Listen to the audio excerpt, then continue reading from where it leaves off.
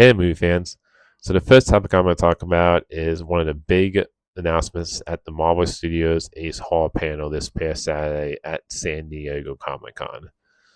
The first topic is Ryan Gosling has been cast as Ghost Rider. I love this casting choice. He's a great actor, and that's all I care about at the end of the day is hire a great actor. I also love the fact that he's been fan cast as the character, where he's talked about he's been wanting to play the character. To me, it shows how much passion he has for the character.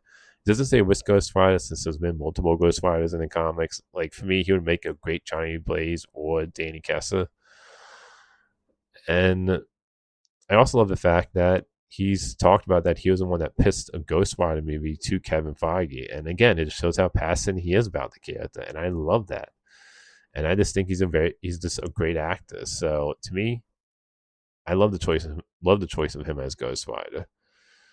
When it comes to the second topic, another big announcement at Marvel Studios Hall's panel was that Shawn Levy is going to be the one directing the Ghost Rider movie. I love this choice. Now, I've seen some mixed opinions about him as a director, which I understand the fact that he hasn't directed any really dark, gritty stuff, at least the films I've seen of his. At the end of the day, though, to me, I think he's a great director. Like, to me, his last four movies I love. I loved Real Steel. I love The Atom Project. I loved Free Guy. I loved Deadpool and Wolverine. His last four films, personally for me, I think have been great. So, yeah, he hasn't directed any dark and gritty horror type stuff that I've seen from him. Because I do think with Ghost Rider, you could go a little bit horror with his character. When it comes to Ghost Rider, he definitely needs to be a dark. The film definitely needs to be dark and gritty. And yeah, Shawn Levy hasn't directed any dark, gritty movies that I've seen of his, film wise, that I've seen. At the end of the day, though, I think he's a great director, and I've loved his last four movies. So I personally love this choice of him directing a Ghost Rider movie, and it'll definitely be something different from him that I haven't seen him do before. If they're going for like a dark, gritty tone, and that's what I hope. Like the one thing I hope with this Ghost Rider film is that I hope they go all weighted. One of the issues I had with the Sony Ghost Rider films when Sony owned the rights to the character is that with those movies, with the Nicolas Cage ones, they went PG-13 and went like over the top, cheesy and goofy. I don't really want to see that with Ghost Rider personally. Like I want to see a serious, dark, gritty Ghost Rider film. Like to me, if you're gonna do a Ghost Rider film, in my opinion, it should be all weighted. You have a character making a deal with a demon with the devil and being a bounty hunter for the devil and fighting demons. Like I want to see an all weighted Ghost Rider movie this time. And personally, I don't think you need to make it like a big budget type movie. I think you could really go like dark and just kind of more lower budget side than like I don't think you need to spend like 200 or over 100 for a Ghost Rider movie. I think you could go a lower budget for this character because I think there's some really like cool dark stuff you can go story wise with the character since he is fighting demons. And when I think of Ghost Rider, I just want to see a dark, gritty movie. Like I don't want to see a goofy, cheesy, over the top movie like the Nicolas Cage ones. And then the other thing is that I hope this doesn't end up being the Blade movie where they announce this great actor who I think is like perfect casting for Ghost Rider. I hope this doesn't end up being a Blade thing where you announce an act and then nothing ever comes for it. Like I don't think it will happen with Ghost Rider because of the fact that Kevin Feige already said that he felt like a failure with the Blade thing, so I feel like he learned his lesson. And I think that's also why you didn't see Marvel announce a bunch of new movies when it comes to like a slate. They only announced the only new movie they announced was the Ghost Rider movie, and they made an announcement about a casting for Black Panther 3, which I'm going to talk about as the next topic.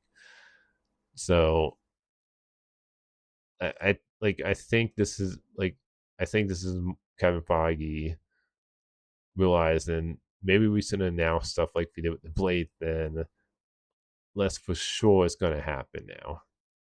Which I'm happy with that. I know he recently said, Kevin Feige, that they're trying to get back to a quality over quantity of posts. Which, you know what? I'm fine with that. I want to see Marvel put out a few movies that are really good to great and pump out a lot of stuff like what happened with the Multiverse Saga. like for me personally, I'd rather see a few good to great movies and a whole lot of movies and TV shows from Marvel.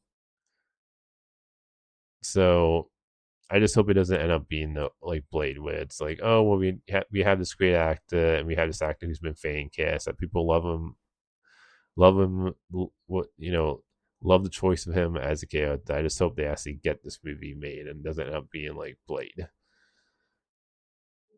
When it comes to Shawn Levy, though, as a director, I think he's a great choice because I loved his last four movies, and the fact that Ryan Gosling said he's the one that pissed Shawn Levy as a director to Kevin Feige. So if Ryan Gosling is the one that's picking Shawn Levy to be the director, and he feels like this Shawn Levy has like a great him and Shawn Levy have a great story, then to me it sounds good. Like that also, in my opinion, I think having Shawn Levy direct Ghost Rider also shows some confidence in the fact that I think he's going to make a great Star Wars movie with Starfighter. That shows me that hey, I think that Star Wars movie is going to be fantastic. So for me, with Shawn Levy, I love the choice of him directing Ghost Rider. Yeah, he hasn't directed any dark and gritty stuff. At the same time, though, I loved his last four movies, and I think he's a great director. And if Ryan Gosling said that he's the one that, if Ryan Gosling is the one that pitched Shavi Levi as a director for this Ghost Rider film, then again, it shows me how passionate Ryan Gosling is for this character, and he wants to get this character right. The next topic I'm going to talk about is David Jonsson has been cast. This was another big Marvel announcement. Has been cast as playing T'Challa's son in Black Panther 3 with Ryan Coogler coming back to direct Black Panther. And that Ghost Rider movie, I forgot to say this, that Ghost Rider movie is coming out in 2028. When it comes to Black Panther 3, this casting choice, I love this choice. This is the guy that was in Alien Romulus who played Android. I thought he was fantastic in that movie. Loved that movie. He was also in Long Walk. I thought he was great in that movie. Like to me, he's becoming one of those actors that everything I've seen him, at least in those two movies, he was fantastic. And I think he would be great as T'Challa's son. And I love the idea of like him being an S Black Panther, being the son of T'Challa. When it comes to we saw this son of T'Challa in Wakanda Forever in a credit scene at the end where he's just a kid, and they hinted that it seems like he would become the next Black Panther in line. So I love the idea of bringing that character back, aging the character up, and I think he would make a great Black Panther. So I love this casting choice. He's a great actor, and this has me even more excited for Black Panther 3. I love the first Black Panther. I love Wakanda Forever. Yeah, I will say this when it comes to Wakanda Forever. I wish they I wish they just recasted T'Challa instead of killing his character off screen. I totally get why they did it at the time, why they didn't want to recast T'Challa, because Chadwick Boseman was still beloved as a character, and it just felt like it would have been too soon to recast and have a new Black Panther. So I totally get why Marvel did it, and I'm always gonna wish we got to see that Black Panther movie with Chadwick Boseman, Black Panther 2. What the like I wish we got to see the wisdom story, what it was going to be. What we got though, I think Ryan Coogler did a great job for the fact that he didn't have the lead character in Wakanda Forever. I think for the fact that he had to make a movie without the lead character, I think he did a pretty good job considering Ahsoka systems. He was he was unknown when it came to that movie. So for me, I can't wait for Black Panther 3, and I think this is a great casting choice for the son of T'Challa. The next topic I'm going to talk about is Hayley Atwell has officially confirmed she's going to be in Avengers Doomsday. When it comes to this, I don't think this is big news. And it's not surprising news either. I'm happy to see Hayley Atwell back as Peggy Carter. I love her as a character. This isn't really like surprising news to me though. If like you have Steve Rogers coming back, Chris Evans as Steve Rogers, and I figured she's probably gonna be back too, Peggy Carter, the character, and Hayley Atwell was probably gonna be in Avengers Doomsday as one of the cast members that wasn't announced yet. Because of the fact last time you saw Steve Rogers, he was with Peggy Carter when it came to his happy ending at that event game. So I had a feeling that yeah, Hayley Atwell, she's gonna be back as Peggy Carter. So it's not really that surprising of a casting announcement to confirm that she's in Avengers Doomsday. Like, I'm glad she's in it. It's just not a surprising like announcement though. So I'm happy she's back as a character. I'm curious how a character is going to be involved with the story since we last saw a version of her with Steve at the end of Endgame. The next topic I'm going to talk about is the first reactions for Coyote versus Acme have come out.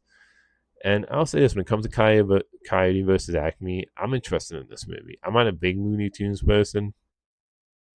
Like, I'm more interested in this movie because the concept just sounds really fun. And I thought that last trailer was actually really fun. I liked the first trailer and I really enjoyed the second trailer. It's not like one of my most anticipated films because I'm not like a big Looney Tunes person. I am interested in this movie. It does look fun based on the concept. So the first reactions, and I remember like before the movie before it looked like the movie was not gonna be put out. I remember like hearing good things about it. So these are the first reactions for Coyote versus Acme. I can finally say that Coyote versus Acme is a pure delight. Laugh out loud, funny, gently, clever, and full of heart. And that's one thing I did notice about that second trailer is that it did have some heart to it when it came to making Coyote kind of like the underdog to root for. And there's definitely some stuff in that second trailer that I did think looked funny. It stands firmly next to Roger Rabbit as one of the best live action animated hybrid comedies. Given its long road to release, this couldn't be more satisfying. I love the fact this person compared it to Roger Rabbit, one of my favorite movies. I love that movie. So if you compare it to that, that makes me even more excited.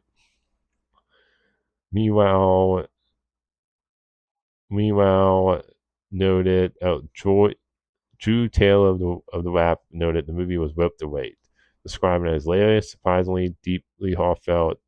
Tyler continued, how anyone would want to shove a movie that brings so much choice beyond me. Get excited, it's the real deal. Another positive. Love hearing that. That's fun. That's delightful. Brings joy. Like I said, it looked like a fun movie from the trailers, and this just has me really excited that it sounds like this is going to be a really fun, great movie. Happy to report Kai was acting was very much, but okay, that's the one we already read. Also share that Coyote vs. Acme was both fit, went on to praise screenplay and claimed that the newest entry in the Looney Tunes franchise has the same spirit Who Famed Roger Rabbit and Space Jam. Which I love that. Both movies I love. Like Who Famed Roger Rabbit, love that movie. Space Jam, I would say it's probably my favorite Looney Tunes movie. Like there's flaws you can point out in Space Jam, but I love that it was no Space Jam movie. Elsewhere, Steve sees of Talking Comics hailed Kaiba Acme as delight, confirmed that the movie deserves to be seen on the big screen. Love hearing that. Another positive one. Critic called Coyote. Additionally, critic Zach Pope called Kaiba Acme easily the best Looney Tunes. Nobly. Okay, yeah, that's all the reactions. So, like, every reaction to this movie is pretty positive. Now, these are first reactions, so you always have to take those with a grain of salt because the fact that first reactions tend to lean more towards a positive than negative. This all sounds good, though. People are saying it's fun, it's joyful, it's delightful, it's funny, describing it to movies. That's the Who Famed Roger Rabbit and Space Jam, which are two movies that I love. So it all sounds pretty good. I mean, I'm interested in this Coyote vs. Acme movie, and this has me more excited. Again, this isn't one of my most anticipated movies of the year. That second trailer, though, did make me more interested, and these reactions make me more interested. So it sounds like it could be a really fun or even a great movie. So, yeah, it has me interested in this movie. The concept alone just has me intrigued because I think the concept sounds really funny with the idea of the coyote suing Acme. The next topic I'm going to talk about is at San Diego Comic Con, when Ryan Gosling was brought on stage and announced as Ghost Rider and Kevin Feige came on stage. I thought this was really cool that he said he got to see an early version of Star Wars Starfighter, that he got to see it, the completed film or like an early cut of it. And he was saying it was awesome and it does a great job of being like something new and fresh to the franchise. And I know Kevin Feige is a big Star Wars fan, like he's talked about how much he loves Star Wars. And I know originally he was actually trying to get a Star Wars movie made at Lucasfilm, and it ended up not happening when he was gonna like I guess he was gonna be a producer on a Star Wars film, but he was working on his own Star Wars film. With I'm curious what that would have been. Hearing this though just makes me even more excited for Star Wars Starfighter. Like I think this also kind of shows even more confidence in Shawn Levy for him being the director of Ghost Rider, where it seems like him and Ryan Gosling sounds like they worked really great together on that Star Wars Starfighter movie, and it sounds like Shawn Levy did a great job with that Star Wars movie. And I love the fact that Kevin Feige said like the Star Wars Starfighter when since he when he got to see the movie that it brought something fresh to the franchise. And I love hearing that from somebody who I know Kevin Feige is a big Star Wars fan. So to me, this has me just even more excited for Star Wars Starfighter. I can't wait for the movie. It's one of my most anticipated films next year. And to me, I think that's going to be a Star Wars movie people are really excited about. And I feel like that's the one people are waiting for because it's telling a new story, new characters. It takes place after the sequel trilogy. And this just makes me more hyped up for that Star Wars Starfighter movie. And like I said, having Shawn Levy direct Ghost Rider, this makes me feel pretty confident he made a really good to great Star Wars movie with Star Wars Starfighter. At least I hope. And hearing Kevin Feige got to see the completed film and saying it's awesome and it brings something new and fresh to the Star Wars franchise, it's great to hear from Kevin Feige, who is a big Star Wars fan. So this just has me even more excited for that movie. The next topic I'm going to talk about is the box office. So Toy Story 5 has reached a billion, which I knew that was going to happen. The last two Toy Story movies, Toy Story 3 and 4, both reached a billion. And Toy Story 5 had the biggest opening for a Toy Story movie, and it's been having good holds. It's good holds at the box office, and it's been making money. So and it's gotten like positive word of mouth from critics and audience, like all the other Toy Story movies. So I knew that movie was going to make a billion. That was one of the movies I was predicting was going to make a billion this year, and I'm not surprised Toy Story 5 did. I'm happy for that movie because I love Toy Story 5. To me, it's another great Toy Story movie, and I definitely think we're going to get a Toy Story 6 in the future. And then the other part of the box office I want to talk about is that the Odyssey for second week took between a 27 and 30% drop off, and it made it around 85 to 90 a second week. That is incredible. That's a great hold in the second week. And to me, it shows how the word of mouth, with the fact it's getting great reviews from critics and audience. And it just shows how many people are talking about this movie and telling other people to go see it. And this is, to me, this is great. Like this movie has already made over 600, the Odyssey, and it's tracking to end at 1.3 million. Like this movie to me is gonna make a billion. Which this was one of the other movies I predicted to make a billion. And I'm happy for this movie because I love the Odyssey movie. You can go check out my review for that film on here. And it was a great movie that I highly recommend everybody goes to see at the theaters. It's one of those movies that sticks with you. It's one of those movies you want to go see again. Definitely a movie I will go see a second time in the theaters. So I'm just happy for the Odyssey that had such a strong hold in the second week, and it just shows how many people are going back to the theaters. And also the fact that this year we have $3 billion movies with Toy Story 5, and this one's going to be the next $1 billion movie. And I think Spider Man is going to be the next one. And I think Spider Man actually has a shot at $2 billion maybe. So I'm glad people are going in theaters. And I think this also shows that, to me, people want to go back to the theaters and we all get in the box office back. It's just, to me, it comes down to you got to make these movies, event movies like these movies. You got to make people excited for these movies.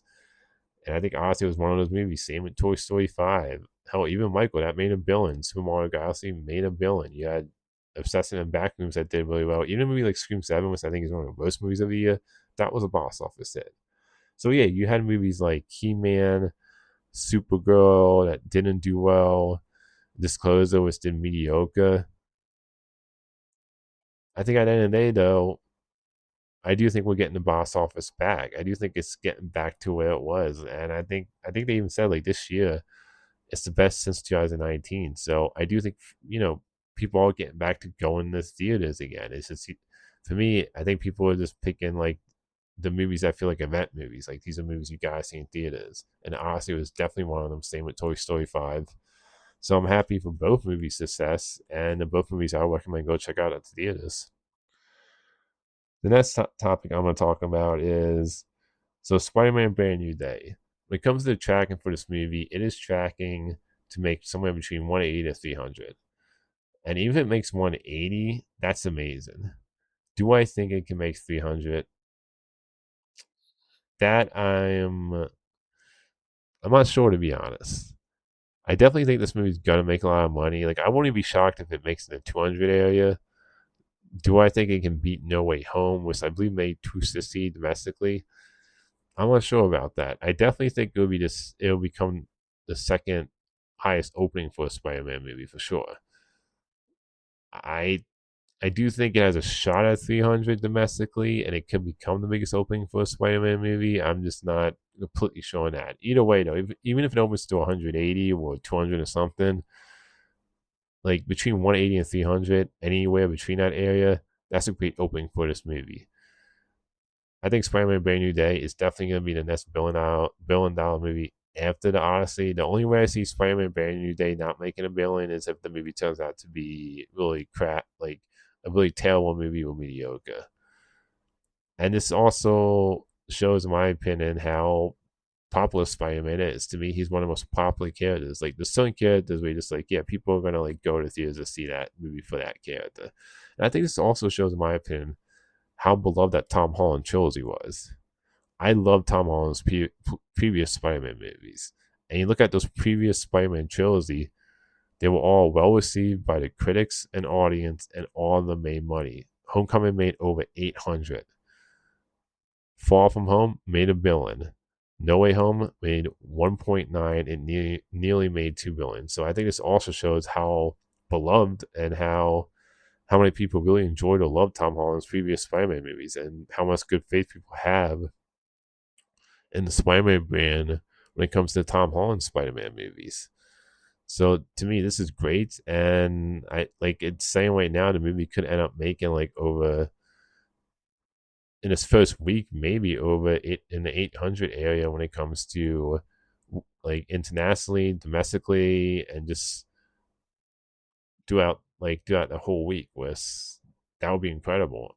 Again, I think this movie is just this movie is gonna make a lot of money, and I definitely think it's gonna be one of the biggest hits of the year. This and Avengers Doomsday, in my opinion, are only two movies that I think have a shot at 2 billion.